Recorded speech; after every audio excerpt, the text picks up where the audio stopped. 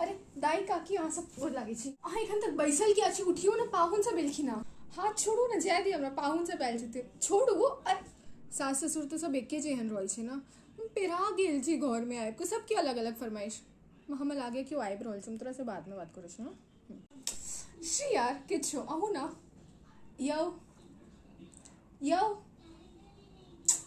यौ हिनका बजा दियो ना। अहाँ सब बैसू ना, ताबे तक हम जल्दी से चाय बनेने आबै छी।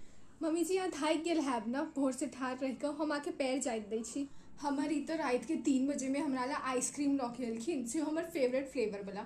आ रोज भोरे भोरे उठते देरी हमरा ला चायो बनाबै छथिन। नहीं, आब हम रात के भात बनेनाइ छोड़ि देने छियै। हिनका भात खाय से गैस भऽ जाइ छै ना रात के, तें आब रात के भात नहीं बनाबै छी। मम्मी जी अहाँ ठाढ़ किया छी? अहाँ बैसू ना।